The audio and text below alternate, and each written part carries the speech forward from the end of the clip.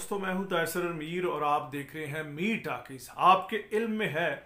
कि पीआईए कौमी एयरलाइन के जहाज़ दुनिया के बेशतर ममालिक में पैसेंजर त्यारे लेकर नहीं जा पा रहे और उन पर पाबंदी है, जिसमें शामिल है पहले तो अमारात जो मुस्लिम ममालिक हैं, दूसरा ये है यूके है, यूरोप है। यूरोप में अब जो है 26-27 से ज़्यादा ममालिक हैं, ये जो शेंजन कंट्री जिन्हें बोला जाता है। इसके बाद अमेरिका है। अमेरिका और अमेरिका तो एक तरफ हमें इथियोपिया जैसे मुल्क ने हमारे पीआईए के त्यारे पर पाबंदी लगा दी है कि वो अगले 6 महीने तक अपना त्यारा लेके यहाँ पाकिस्तानी एयरलाइन लैंड नहीं कर सकती। इसका पस मंज़र बयान करने से पहले मैं ये अर्ज़ करूँ कि एक तो इसमें कौमी एयरलाइन को खसारे का सामना है कि अमेरिका हमारे हर शहर में हर गली मोहल्ले से अमेरिका में लोग गए हुए हैं, हमारे बहन भाई जो ओवरसीज़ में काम कर रहे हैं बहुत सालों से और वहाँ अमेरिका में है। फिर यूके में बहुत सारे पाकिस्तानी हैं, फिर इसी तरह अमारात में बहुत सारे पाकिस्तानी हैं, फिर यूरोपीय ममालिक में हमारे बहुत सारे बहन भाई जो हैं रोज़गार कमाने के लिए वहाँ गए हुए हैं। वहाँ जाने के लिए एक तो हमारे बहन भाइयों को तकलीफ़ का सामना है, मुश्किलात का सामना है। वो मुख्तलिफ़ रूट्स बना के बाहर जो जिन ममालिक के लिए अब परवाज़ें पेंडेमिक के बाद, कोरोना के बाद खुल रही हैं, वो जा रहे हैं बड़ी मुश्किल से। एक दूसरा ये है कि इसमें पाकिस्तान की और पाकिस्तानी कौम की इंसल्ट कितनी है कि पाकिस्तान पहले ही हम पे इल्ज़ाम लगाया जाता है कि हम दहशतगर्दी को दुनिया में हमने प्रमोट किया है। पायलट लाइसेंस स्कैंडल से पहले भी कोई हमारे बहुत ज़्यादा जो नेक नामियाँ हैं नहीं लिखी हुई। आपको मैं अर्ज़ करूं कि जिस दिन ये स्कैंडल सामने आया है और यहाँ ट्विटर पे और सोशल मीडिया पे ये हैशटैग फेक लाइसेंस बना है, तो उसमें इंडिया,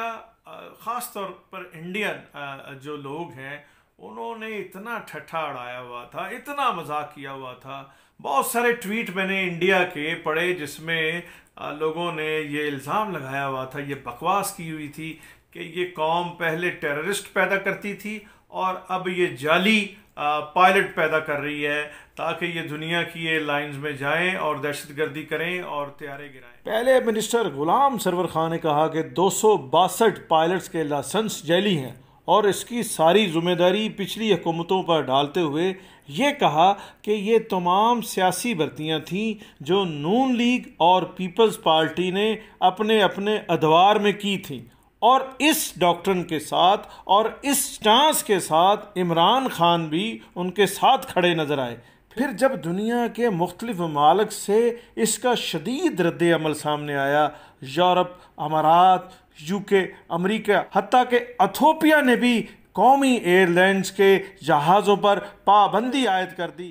तो फिर सिविल एविएशन ने नया स्टांस लिया कि तमाम पायलट्स की डिग्रियां असली हैं और इनमें कोई एरर नहीं है, सिर्फ छोटी मोटी तकनीकी गलतियां हैं जिन्हें दूर किया जा रहा है। और अब इस पोजीशन को, इस मौक़िफ़ को भी दुनिया में तस्लीम नहीं किया जा रहा और समझा जा रहा है कि पहले की तरह ये मौक़िफ़ भी, ये पॉइंट ऑफ व्यू भी फ्रॉड है। लगभग 546 अफराद पीआईए के एम्प्लॉयज़ जिन्हें सियासी तौर पर जेली डिग्रियां दिलवा के नौकरियां दी गई, बड़ा खुशी का इज़हार करते हैं ना बहुत सारे लोग, जेली लाइसेंसों में भी इन्वॉल्व हैं हमारे पायलट्स। जैसे ड्राइविंग लाइसेंस, सुजुकी का लाइसेंस, ट्रक का लाइसेंस, पैसे दो लाइसेंस घर आ जाता है। बहनों और भाइयों, कितनी सीरियस बात है कि एक फेडरल मिनिस्टर कैबिनेट में आके फ्लोर ऑफ द हाउस वो ये कह रहा है कि हमारे 860 पायलट्स में से 263 के लाइसेंस फेक हैं और हमारे जो पायलट्स हैं, उससे पहले क्लेम हमारा ये है कि हमारे पायलट्स PIA दुनिया की बेहतरीन एयरलाइन है, बेहतरीन फ़्लाइट है, और हमारे जो सीनियर पायलट्स थे उन्होंने ख़ास तौर पे जाके UK में पायलट्स की ट्रेनिंग की, और दुनिया के दूसरे ममालिक में भी हमारे पायलट्स ने जाके उनकी ट्रेनिंग की। इस स्कैंडल का पस मंज़र ये है कि 22 मई को जो PIA का त्यारा जो लाहौर से प्रवास करके कराची के लिए उड़ा था, और जब वो लैंड करने की पोजीशन में था तो वो कराची एयरपोर्ट पे जो मुल्हिका आबादियां हैं कराची एयरपोर्ट के साथ, वहाँ वो क्रैश कर गया था, और उसमें बदकिस्मती से 199 यानी 199 पैसेंजर जो हैं वो जाँ बहक हुए। साबका कोई भी दौर हो, पीपल्स पार्टी की हुकूमत हो या नून लीग की हुकूमत हो, तो कुछ भी मिसहैप होता था तो इमरान खान यही कहते थे कि मिनिस्टर को, कम अज़ कम मिनिस्टर को स्टेप डाउन करना चाहिए। लेकिन और जब गुलाम सरवर मिनिस्टर हैं सिविल एविएशन के, उनके दौर में PTI की हुकूमत में तब्दीली सरकार में जब एक जहाज़ गिरता है और 199 इंसान पैसेंजर जो हैं वो दुनिया फ़ानी से रुखसत हो जाते हैं, तो फिर इमरान खान साहब अपने उस माटो से, उस मंशूर से और उस डॉक्ट्रिन से यू टर्न ले लेते हैं। IT में आप देख लीजिए, आप किसी का भी नाम लें, किसी का नाम लें सवाए मुराद सईद के या एक आध और जो जिनकी उम्र कदरे छोटी है, उनके अलावा हर कैंडिडेट जो है वो किसी ना किसी सियासी पार्टी का भगोड़ा है। और सारा, और बाज़ लोग तो कहते हैं कि इन्होंने नून लीग, MQM और पीपल्स पार्टी का ट्रैश जो है वो भर्ती किया हुआ है इंसानों के लिए और सियासतदानों के लिए कहते हुए, ये मुझे ज़रूर एक दिल पे भारी एक वज़न और बोझ है। लेकिन आप देख लीजिए कि इसी तरह ये पीपल्स पार्टी, नून लीग, दूसरी जो पार्टीज है, उनसे भागे हुए लोग जो हैं PTI में जमा हैं। और जहाँ तक गुलाम सरवर साहब की, मिनिस्टर सिविल एविएशन साहब की बात है, जो 262 पायलट्स पर इल्ज़ाम लगा रहे हैं और उनकी डिग्री को जाली करार दे रहे हैं, दरअसल उनकी अपनी डिग्री जो है वो जाली थी। और इसका बैकग्राउंड मैं आपको बता देता हूँ कि 2007 में सुप्रीम कोर्ट में इनकी डिग्री, जो पंजाब यूनिवर्सिटी से इन्होंने ग्रेजुएशन किया है, और दूसरा गवर्नमेंट कॉलेज यूनिवर्सिटी फैसलाबाद से, पंजाब बोर्ड ऑफ टेक्निकल से, जो 2 डिग्रियाँ गुलाम सरवर खान की इन्होंने बतौर कैंडिडेट मेंबर नेशनल असेंबली के मेंबर के तौर पे, उसके लिए क्वालिफिकेशन और उसकी जो रिक्वायरमेंट है उसके लिए दोनों जो हैं वो चैलेंज हुई थी, और दोनों के लिए कहा गया कि ये जाली हैं, बोगस हैं। और यही जो इल्ज़ाम गुलाम सरवर ने पायलट्स पे, पाकिस्तानी पायलट्स पे लगाया है, यही इन पे इल्ज़ाम था कि इन्होंने एक तो डिग्री जो है बिल्कुल ही जाली है जो इन्होंने ख़रीदी है, बाय की है, और दूसरा ये है कि इनकी जगह किसी ने बैठकर इम्तहान दिया और उसके बाद जो है वो ये डिग्री, यानी 2 इल्ज़ाम जो इन्होंने लगाए, दरअसल ये इन पे खुद भी लगाए गए। और फिर 2013 में, यानी 2007 में ये केस, 2013 में सुप्रीम कोर्ट ने इनकी नेशनल असेंबली से रुकनीत मुअत्तल की थी गुलाम सरवर खान साहब की। और फिर उसके बाद मार्च 2019 में एंटी करप्शन एस्टेब्लिशमेंट यानी ACA ने इनका डिप्लोमा जेन्युइन करार दिया, और उसके बाद जो है इमरान खान साहब ने इन्हें पहले पेट्रोलियम का मिनिस्टर,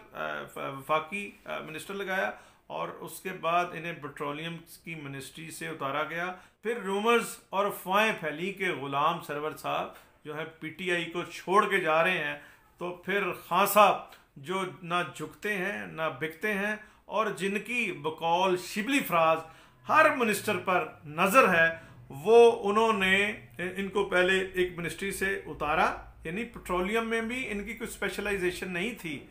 कारोबार हुकूमत की इंतहाई सेंसिटिव मिनिस्ट्री फिर सिविल एविएशन जो है गुलाम सरवर साहब को सौंप दी गई। गुलाम सरवर खान साहब के सियासी कैरियर देखिए तो ये इनकी एंट्री जो है 1985 में उस गैर जमाती असम्बली में हुई थी जिसमें जनरल ज़ियाउल हक की सरपरस्ती में जो डिज़ाइन किया गया था मुल्क में आइंदा सियासत के लिए कि अगली सियासत पाकिस्तान में कौन लोग करेंगे और वो कौन होंगे। इसमें अब जो आपको सियासी चेहरे नज़र आ रहे हैं उसमें 80 से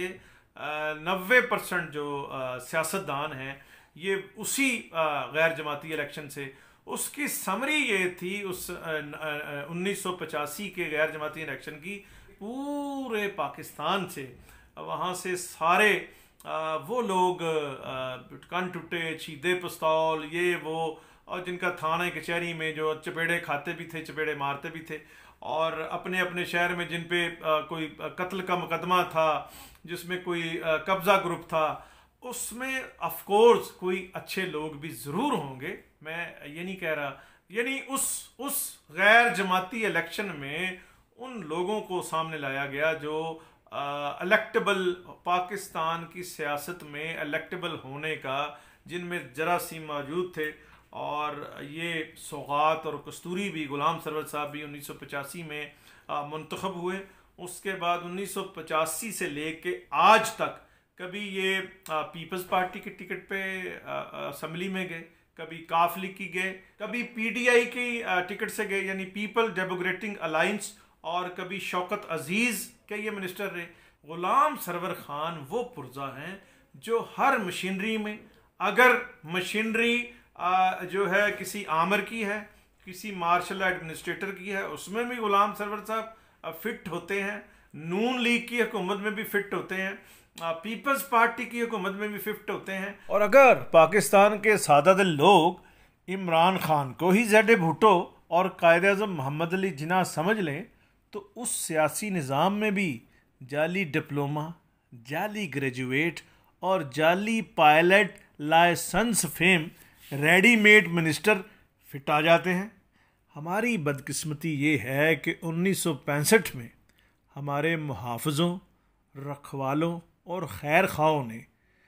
जिस नाम नहाद जमहूरी इंतखाबात में मादरे मिल्लत को शिकस्त देकर ऐसे इलेक्टेबल की फसल पैदा की थी, और इस रवायत को दोबारा 1985 के गैर जमाती इंतखाबात में दोबारा इस ट्रेडिशन को, रवायत को ज़िंदा कर दिया गया। गुलाम सरवर खान और हमारे दूसरे इलेक्टेबल इन्हीं मेहरबानों की सौगात हैं जो सादा दिल आवाम को पिछले 70 साल से सियासत, जमहूरियत और इंतखाबात के नाम से धोखा दे रहे हैं। हमारी यानी आवाम की और इन आकाओं की कहानी वही कहानी है जो इस शेर में बयान यूं की गई है, तू भी सादा है, तू भी सादा है, कभी चाल बदलता ही नहीं। तू भी सादा है, कभी चाल बदलता ही नहीं। हम भी सादा हैं, उसी चाल में आ जाते हैं।